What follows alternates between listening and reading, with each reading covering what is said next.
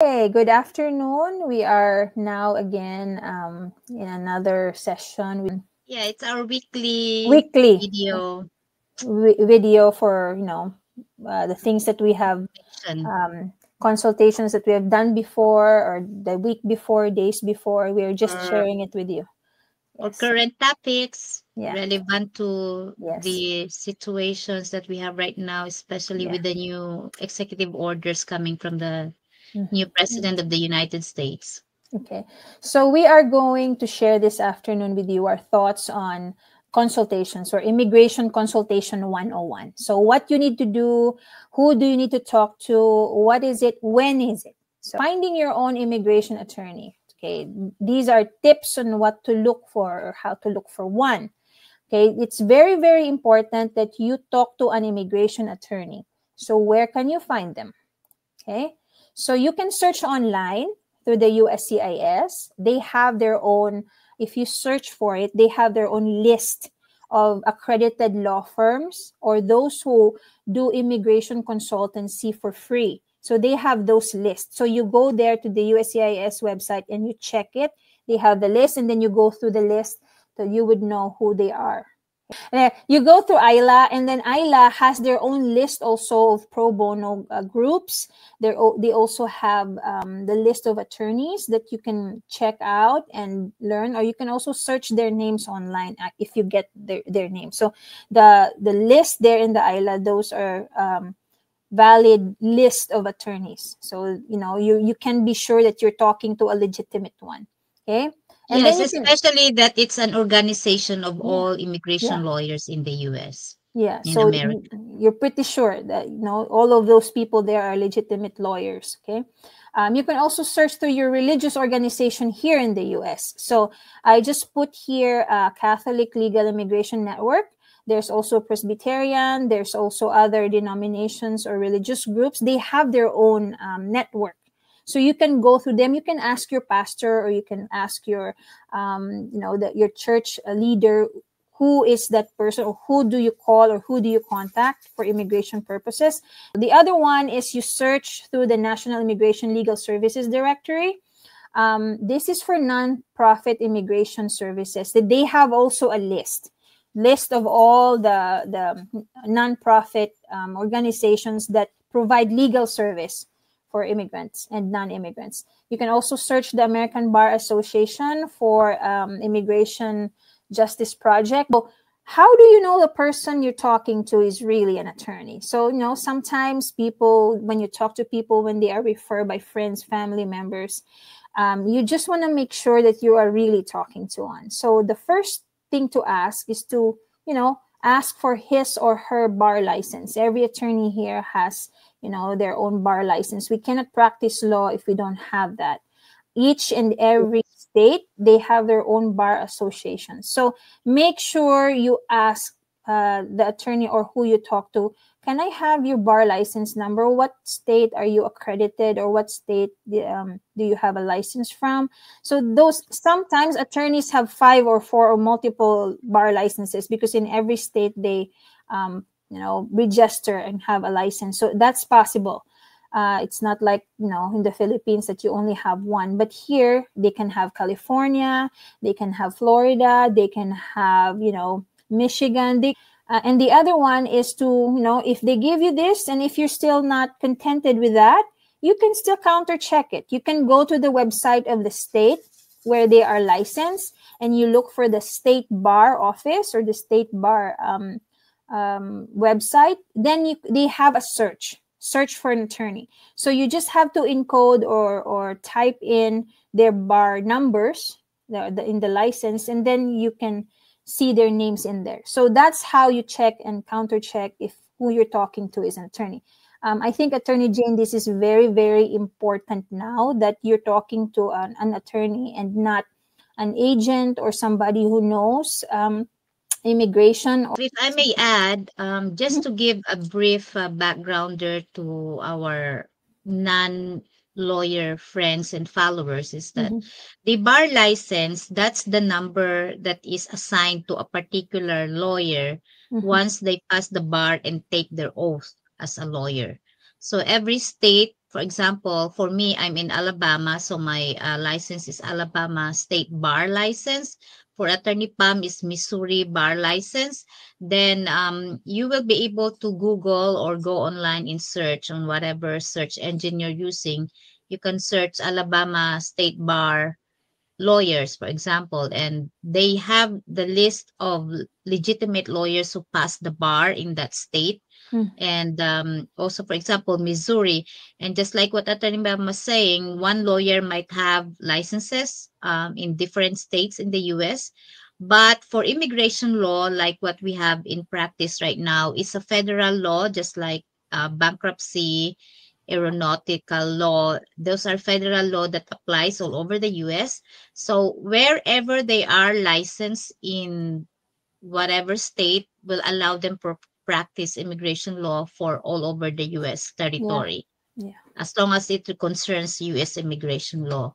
So that's one backgrounder. And then second, the state bar office will always have the updated list of an active current lawyer. For one, it doesn't mean that because they passed the bar before, it doesn't mean they're also active and legitimate lawyers as of the moment, because there are reasons that they might not have renewed their license every year, or there might have been reason that they were disbarred or suspended, which does not allow them to practice law in the meantime. So it's good to counter check the status.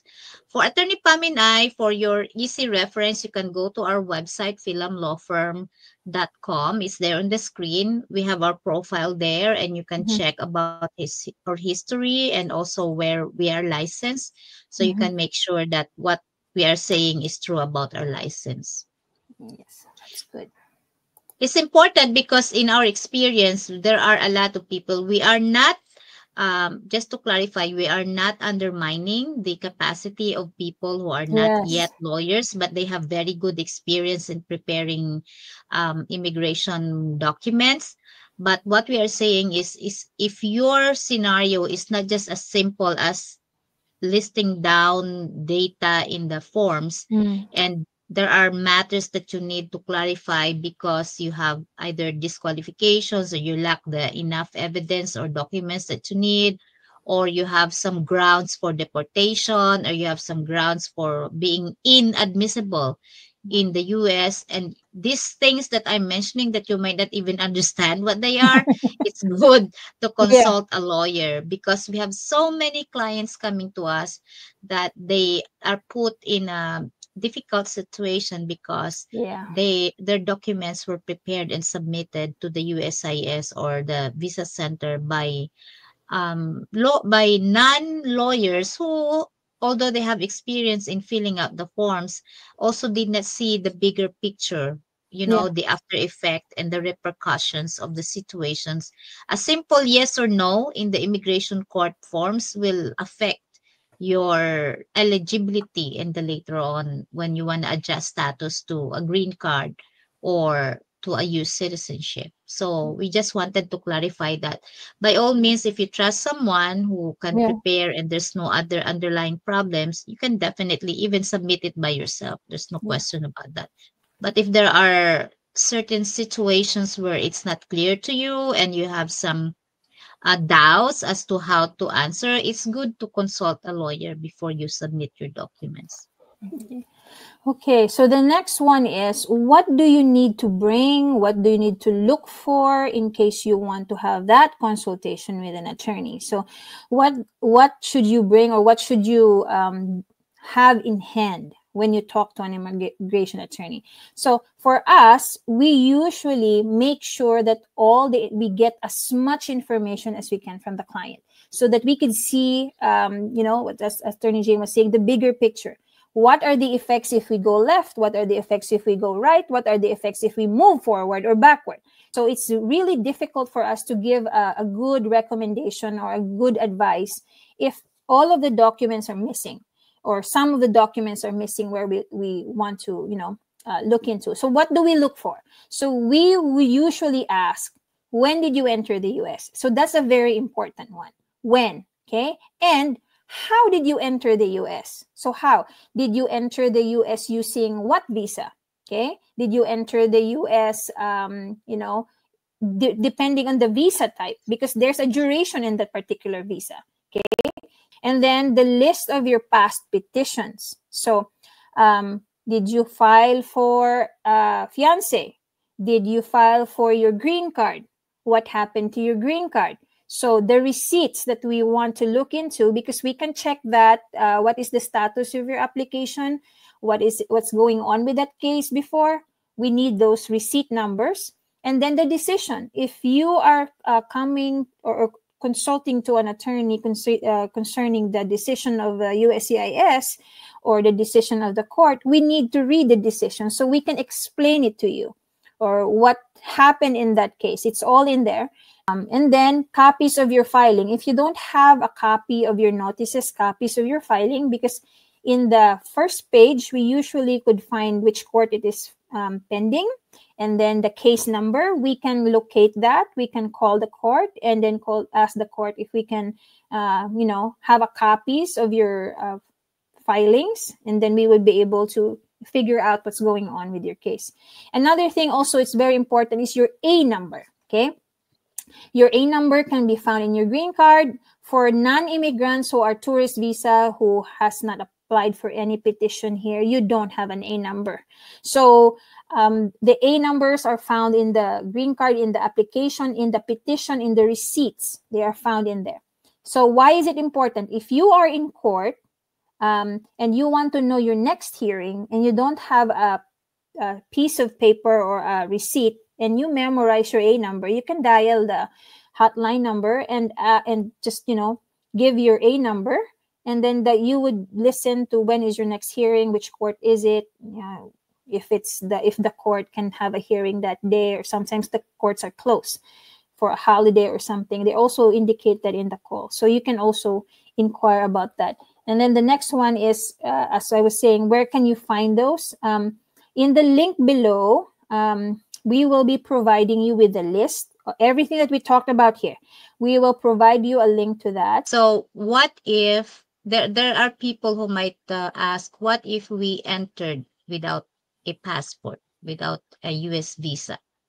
For those who entered undocumented, that's how they call it, undocumented. Yes. So you also have to be candid to us about that, because Yeah. that puts you in a different situation than those who entered with a passport and a US visa through the proper immigration border patrol. For example, if you are from the airport, then you arrive. Remember, when you enter the airport and then you go through the immigration booth there, that's how you are inspected. That's the term, you are inspected. They look at your passport, they look at your visa to enter to the US, and they ask about what your visit is for. So it's either for work, for tour, for studying, or for visiting relatives, depending on the visa that was given to you. And then the when did you enter the US, that's indicated in your I-94.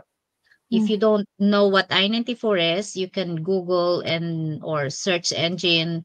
You can type where to find my I-94. The I-94 is very important because, number one, it says the date you arrived and entered the US, and then the date until when you are allowed to stay in the US. That way, you would be able to know when you should be leaving the US if you're a non-immigrant. And for immigrants, like going to the permanent residency, then you would know until when your green card can be valid, or when you can adjust to status for a US citizenship. So these are the reasons why these documents are important. And also, if you have petitions, or if you yourself was not the one who petitioned, maybe your relatives like your mom or your dad or your siblings filed a petition for you, it's also good to know that you have those pending cases in your copies, in your records, because sometimes it makes a big difference when we ask you, do you know if you have other petitions before? Because that will be also asked in the next petitions that you will be filing, or applications. There's a question there, have you filed for an immigration benefit before. So you should say yes if there was a petition pending for you by your relatives, or if you have already filed before, because you will explain what it was about. That will avoid conflicting statements that might lead to misrepresentation, and you don't want that to be happening to you for the USIS to see that you are misrepresenting, because that could be a ground for inadmissibility. Okay. So what happens if you can't really find anything? I mean, there are people who, entrust their whole petition to, their attorneys, or sometimes their agents, or some family relatives. They entrust their whole file. They don't have a copy. They know they have a petition, but, or they have a case pending, but they know where to look for, how to do that. The best thing to do is to, you can request for a FOIA, Freedom of Information Act, through the USCIS. You go to the USCIS website and you request for your documents from that website. Okay. Or if you have cases pending in court, you can request yourself from the court a copy of your records. You can do that one also. Or you can ask your attorney to request a full copy for you. Sometimes you can also, the court usually sends, if it's too thick, the court will send it in a CD form. All the PDFs are there, copies are there. So they would usually do that. Or you can also request, if you have an attorney and your attorney is taking care of everything for you, you can also ask your attorney, can I have a full copy of my records? So your attorney can provide you with that. Or sometimes most of the times when you request for this, you are asking for another opinion from another attorney. So you have to tell your attorney about that too. I'm seeking a second opinion. Is it okay if I can provide a certain copy of this? They will provide you with that copy of those. This is important because for you to feel at peace, and you don't have to worry, you don't have to panic, and you have to understand your case. You really have to understand that, because we had a client before that she's freaking out and she's panicking because, I might be deported. The ICE would come to my house and pick me up and all that. But when we try to explain, you're not even in the immigration court yet. So there is nothing to worry about. Your case is pending. This is the receipt that your case is pending with the USCIS. You have to know what your case is all about. So you have at least a working knowledge that, my mother filed for me. This is the copy of my mother's petition. So you have that. It has your name on it. So, you understood where you are. So when somebody asks you about it, maybe, ICE will pick you up and says, no, I have a case pending. It's very beneficial to at least talk to an attorney. It may not be us, but we are recommending that you talk to one if your case is complicated. Yeah, I also would like to add to that. What is the importance of having a complete record, especially if you have an immigration court case, or if you have a pending case that has not yet been resolved? Under the Freedom of Information Act, or FOIA, as one of the parties in that particular petition or application with the USIS, or as a party in the immigration court case, you have the right to ask for all the records regarding your case. So that's what is allowed in the FOIA. That's why you can request your records. For us immigration lawyers, it's important that we know the history of your case from start to finish, from the time you entered the US. So someone might say, whatever you just have there, attorney, just please deal with it. It's okay when the next thing to be done is just a continuation of what you have already been approved. But in very common scenario, when we have to find a way to ask relief for you, like for example, how can we help you remove your grounds for deportation? How can we help you waive your grounds for being inadmissible, meaning you cannot enter the US? we will be able to understand better and make a strategy or tell you candidly that, oh, I'm sorry, we could not, because based on your records, this is what has happened. Or on the other side of the coin, we can tell you, oh, there's hope, because see, according to the records that we have read, there are these things that we can use in your favor to ask Mm-hmm. for forgiveness or waiver, or Mm-hmm. to ask you to be admitted again to the US despite of your unlawful presence, meaning your overstay or having coming into the US without any inspection or papers or visa. So that will help us to be sure that we are doing the right next move, and that we will not be surprised by other facts that later on come in, that because we did not look back on your previous records. And these FOIA are free when you Yeah. request them from the respective offices. So you don't really have to spend for that.